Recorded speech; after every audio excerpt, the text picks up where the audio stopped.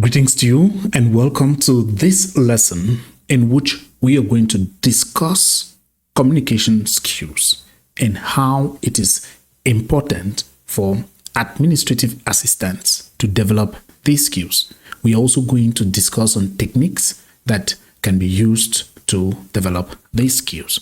Remember that communication involves the exchange of information, ideas, thoughts, and feelings between two or more individuals. Effective communication incorporates both verbal and non-verbal signals, and it requires the ability to adapt to various situations. The first skill in this skill set is active listening. This may be the greatest of them all. Active listening. Your ability to fully concentrate on a speaker. You pay attention to their words, the tone of their voice, and their body language. And it is about understanding what they are saying, the message they are passing across, responding thoughtfully by asking clarifying questions and providing feedback. Let's look at some techniques that you can use to develop this skill. The first technique that you can use to develop this skill is always face the speaker and lean slightly forward. This will enable you to maintain eye contact and remain engaged during conversations. Take notes on key points during conversations to remember important details and refer back to them later. Just imagine yourself that somebody is talking to you and you're browsing on your phone.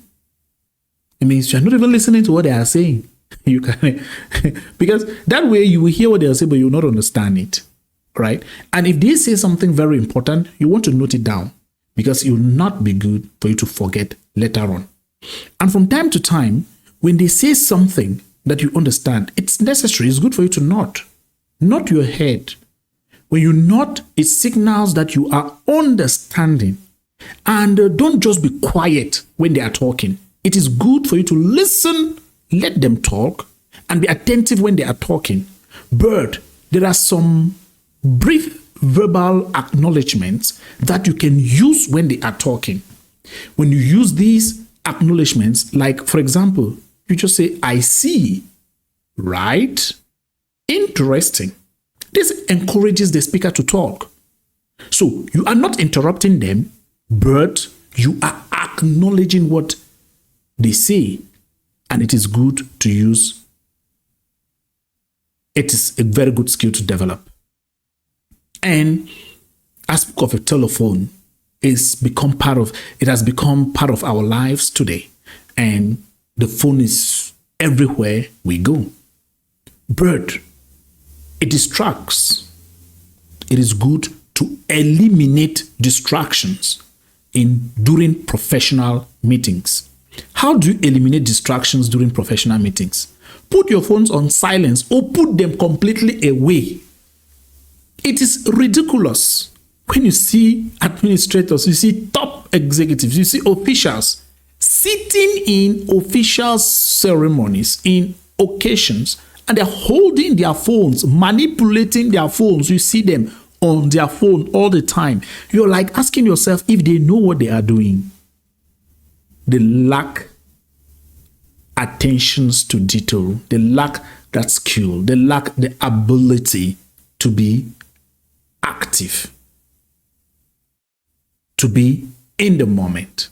So you want to eliminate distractions and also minimize background noise. Some of us have TV in our offices. It doesn't speak well when somebody comes in and you allow the TV on loud volume, and it obviously distracts you when they are talking. talking. And when somebody's talking to you, let them talk. Let them process their thoughts. Do not rush them. They will also be professional enough to know that they are supposed to be concise and deliver their message as fast as possible without unnecessary explanations.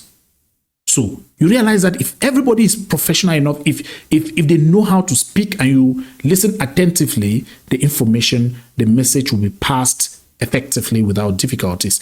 And if you do not understand anything, always ask questions. Ask clarifying questions to ensure that you fully grasp what they are saying, and from time to time, acknowledge the emotions behind what they are saying. There are times that somebody may be expressing frustrations. It's good to acknowledge it. Say things like, I can see why you are frustrated. Oh, that sounds frustrating. If they are also excited, if they are excited, you can acknowledge it. I can see why you are excited about this. Use statements like that. I think that would be good. The second communication skill that we will be discussing is known as verbal communication. Verbal communication. It involves using spoken language to convey information, ideas, and feelings through face-to-face meetings or remote interactions. Good verbal communication skills enable administrative assistants to express their thoughts and engage in meaningful conversations. We are going to discuss some techniques that you can use to develop strong verbal communication skills. Always speak clearly and slowly, using simple words, and pay attention to pronunciation and articulation. Speak clearly in such a way that anybody can hear. There are some people that they speak at times you don't even know if if they're talking to themselves or they're even aware that they're talking to someone else. So speak clearly and slowly, using simple words and paying attention to pronunciation and articulation. You adjust your tone, your language, and the pace according to your audience and situation to build understanding. It serves no purpose shouting. It serves no purpose using words or using a language that no one understands you. It serves no purpose speaking too fast when at the end of the day, no one understands you. These skills should also be extended even when you are using the phone. It is not because you're on the phone that you should now no longer respect you should no longer be professional on the phone. You should remain professional and respect others. You need to greet politely, speak clearly, listen attentively, and stay on the topic. These days, people can call you and talk for Africa. There is no need. People have other things to do. When you call someone, go straight to the point, say what you want to tell them, and tell them what you expect from them, and the discussion ends there. There's no need dragging unnecessarily. It serves no purpose. So we have to respect people's times. Know that people have better use of their time than to listen to us talk. Yes, they have better use of their time than just listening to us talk. So when talking to anybody, you need to be concise and direct, and you get straight to the point without unnecessarily elaborating. The next skill is written communication. Written communication involves conveying information, and ideas through the written word. This includes notes, reports, letters, and other documents. Unlike verbal communication, which is temporary and often relies on memory, written communication provides a permanent record of important information, decisions, and actions. This documentation serves as a valuable reference and ensures that messages are passed or preserved accurately for future review. Let's look at some techniques that will permit you to develop strong written communication skill. The first, always tailor your writing to the needs, preferences, and expectations of your audience. Consider their level of expertise, familiarity with the topic, and preferred communication style to make your message relevant and engaging. Always write clearly and directly and avoid unnecessary jargon and complex sentence structures. So when you're writing, know who you are writing to. Know what they expect to hear from you and tell them just what they want to hear. And when you are telling them, what do? Tell them as clearly as possible and go straight to the point. Be direct. Avoid unnecessary jargons and complex sentence structures, and use plain English with short sentences in a conversational manner, because that will ensure that your message is easily understood by your audience. Then you have to structure your writing. It should be clear. 3 parts. In school, we were told of introduction, body, and conclusion. In administrative drafting, we talk of your introduction should be saying, it should explain why you are writing. Why are you writing? Your body should detail the content of your message, and your conclusion should outline your expectations. So you also use headings, bullet points, or numbered lists to break down complex information so that people can easily read what you're writing. Then use the computer like a word processor to prepare your documents. This is because it will help you to prepare documents that can be read easily by people other than writing with your hand. It will provide options for you to format the document professionally. It will also provide possibilities for you to edit without dirtying your document. Imagine you write with your hand and you make a mistake. You have to either rewrite or you have to be canceling. That will make a mistake. So you need to familiarize yourself with word processing tools to enhance your efficiency and ensure a professional presentation. Then always review your writing for grammatical errors, spelling mistakes, and typing errors. Before you send out your documents, make sure you read over and over, and if even possible, give it to some other person to look at it before you share it with others. The 4th skill that is necessary for administrative assistants to develop is dressing and appearance. Your appearance, including dressing and your hairstyle, communicates strong messages about your competence, confidence, and respect for others. It is important for administrative assistants to adhere to dressing standards because this will enable them to maintain a polished and professional look.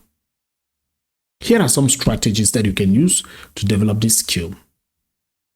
Familiarize yourself with and consistently adhere to your workplace dress code.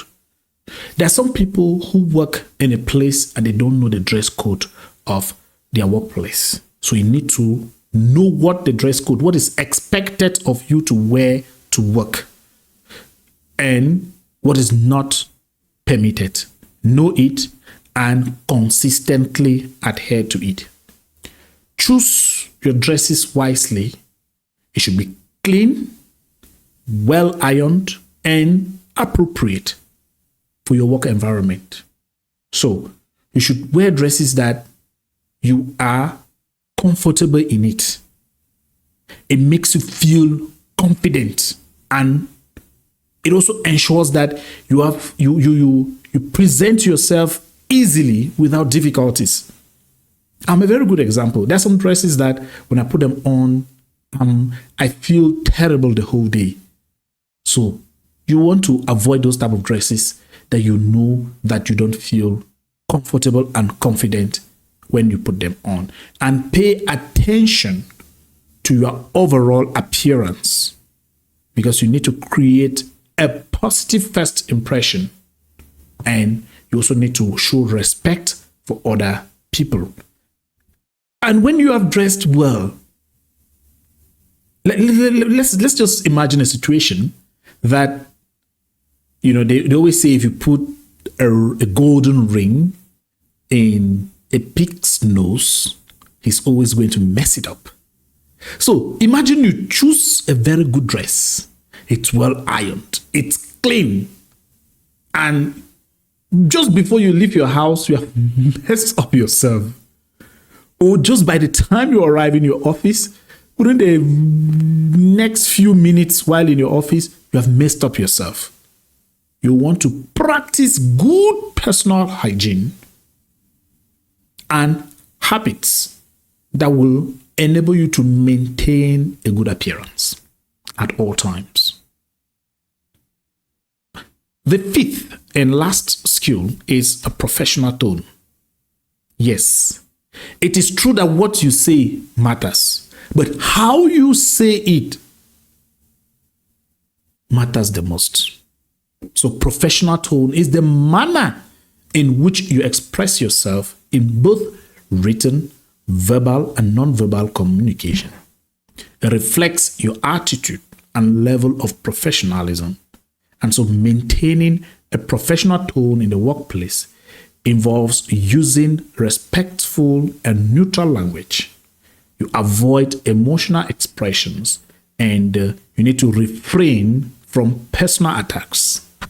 A professional tone is characterized by politeness and respect, and we understand that this fosters positive relationships with colleagues and helps prevent misunderstanding. So, what are some of the techniques that you can use to maintain a professional tone at the workplace? Always be concise in your communication. That is a professional tone. If you want to say something and you are beating around, you are unnecessarily explaining, you are using words that are not necessary. No, don't talk too much. When you talk too much, you are no longer professional. All right? Be concise. Go straight to the point and provide the details that are necessary and avoid unnecessary words. And if you are under pressure or in an uncomfortable situation, remain calm. Remain calm and always take time to collect your thoughts before you talk. Always take time to listen to yourself before you talk. Collect your thoughts first. Think before you talk. It is very important. And when you're also talking, we already said you should be able to listen to other people. And when you listen to them, you need now to understand their perspectives. Don't force your own on people. Don't force your perspective on people. Listen to them and always try to find common grounds. So when you understand what they are saying and you are not trying to force your perspective on them, you are able to seek a common ground, and that it fosters good relationships, especially professional relationships. Then, in your communications, when you're talking, you need to incorporate phrases like please, thank you, excuse me, because all of these soften your message. And when you're in face-to-face communication or conversation with people, or in video communications, you need to maintain a positive body language. Make eye contacts and smile appropriately. This ensures that you are engaged, and you also have to remember that you are supposed to smile even if you are in distress, because it can help to create a more positive atmosphere and ease tension. Oh, beautiful. With that, we come to the end of this lesson on communication. And we have discussed the importance of actively listening during conversations, speaking clearly and politely, and using written communication for decisions and actions that warrant documentation. These communication styles should be used with a polite tone, free from emotional attacks, while maintaining a professional appearance in meetings. These cues are essential for administrative assistants, as they serve as the central point of contact between their institutions and the public, and they represent their organizations during professional interactions. As an administrative assistant, I encourage you to invest in developing these skills. In the next lesson, we will discuss management skills. It helps administrative assistants organize their workplace, manage files, and plan events successfully. Thank you, and see you in the next lesson.